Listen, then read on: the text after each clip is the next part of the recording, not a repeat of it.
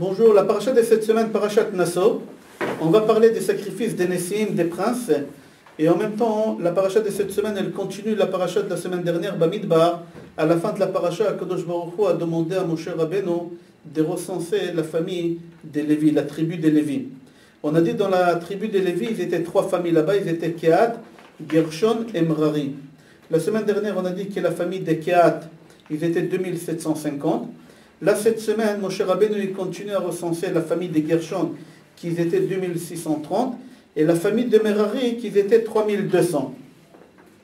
Moshe Rabbeinu, quand il finit ses recensements de la famille des Lévi, les tribus des Lévi et les trois familles, Akadosh Baruch Hu, il continue à donner encore des ordres à Moshe Rabbeinu. Le jour qu'il a construit le tabernacle, qu'il a fini la construction des tabernacles, Akadosh Baruch Hu dit à Moshe Rabbeinu que tous les hommes qui sont impurs, il faut qu'ils quittent le camp pour aller se purifier à l'extérieur, parce qu'Akadosh Baruch Hu, il aimerait s'installer dans le Mishkan.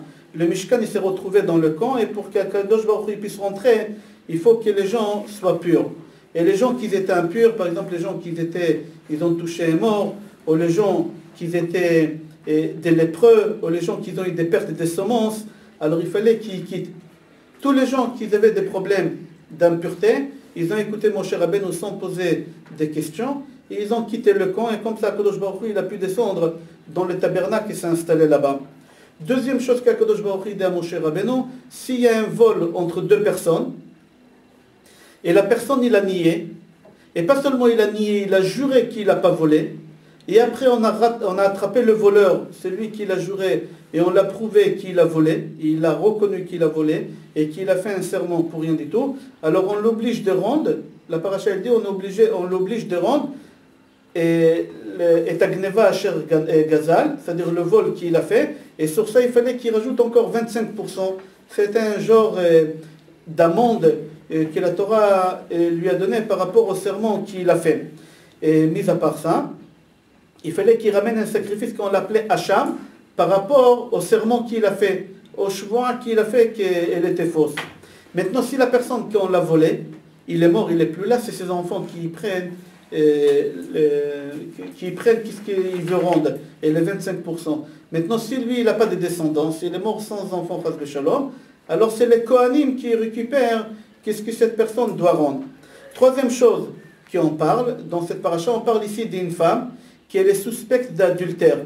Une femme qui son mari, il a dit, voilà, je ne veux pas que tu t'enfermes quelque part avec cette personne, il a désigné la personne, ou je ne veux pas que tu parles à cette personne, etc. Et cette femme, elle n'a pas écouté son mari, et elle est partie, elle s'est enfermée quelque part avec ce bonhomme, il lui a parlé avec ce bonhomme. Alors le mari, qu'est-ce qu'il fait?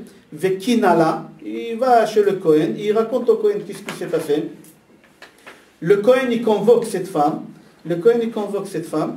et là-bas, il prend un parchemin, il écrit quelques psukim dans ce parchemin, il efface dans l'eau, et cette eau-là, cette femme doit boire. Maintenant, si cette femme, chas v'shalom, elle a trompé son mari avec cette personne, alors cette eau-là, ça devient une malédiction, et cette femme, elle mourrait. Vetsavta bitna, etc., elle gonflait, et elle mourait. Maintenant, si cette femme, elle l'a pas fait, et son mari l'a soupçonné pour rien, alors cette femme-là, toutes les maladies qu'elle avait dans son corps, elle guérit. Par exemple, si c'est une femme qui était stérile, qu'elle ne pouvait pas avoir des enfants, alors maintenant elle pouvait avoir des enfants. Si elle avait des enfants malades, elle aura des enfants en bonne santé, etc., etc. Et à part ça aussi, elle devait ramener, en même temps qu'elle partait chez le Kohen, au début, il fallait qu'elle ramène avec elle un sacrifice d'orge. Pourquoi orge? Parce que comme on l'a accusé de quelque chose de bas, animal, et l'orge c'est l'aliment des animaux, alors il fallait qu'elle ramène avec elle aussi une mesure d'orge au Beth Amikdash.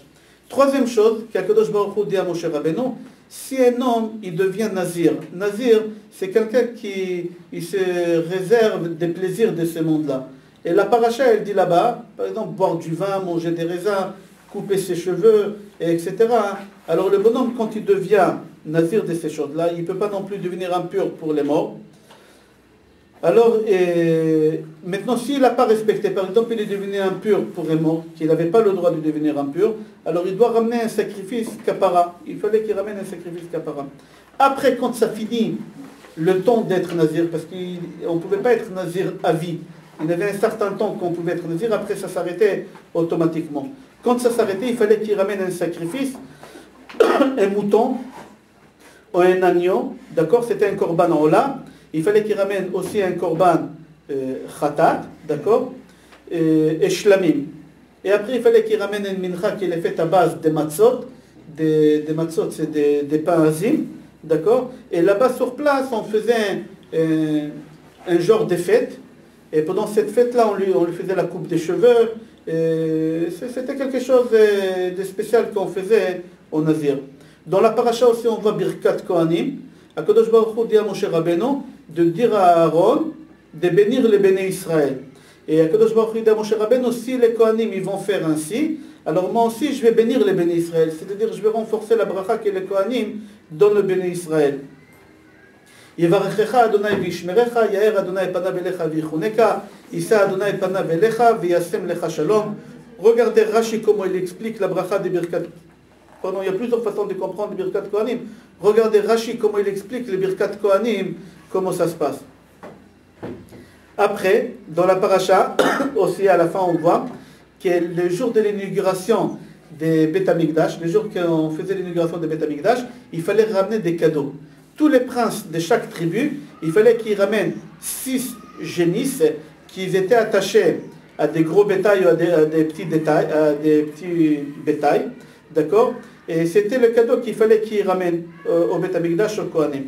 À l'occasion de cette fête-là, d'accord, Akadosh Baruch Hu, il a dit que chaque Kohen, chaque prince, il fait une fête, c'était un jour de fête pour lui, et il faisait les sacrifices en même temps ce jour-là. Comme ils étaient 12, alors c'était 12 jours de fête pour Béné Israël, parce que chaque prince, il avait sa fête à lui, il avait les sacrifices qu'il fallait ramener. Il fallait qu'il ramène des cadeaux. Parmi les cadeaux qu'il fallait qu'il ramène, c'est marqué dans la paracha Ka'arat Kesef Mishkala, 130 shkalim, Mizrat Kesef Achat, 70 shkalim, Solet, etc. Et la paracha, elle finit en disant que chaque fois quand Moshe Rabbeinu, il venait à Ohel Moed, il venait au temple, alors il entendait à Kadosh Baruch Hu qui parlait, mais vers la parochet, derrière la parochet où c'était Kodesh HaKodashim, Kadosh Baruch Hu parlait à Moshe Rabbeinu. Voilà, c'est la paracha de cette semaine. Je vous souhaite Shabbat Shalom, Kol Tov Be'atzlacha.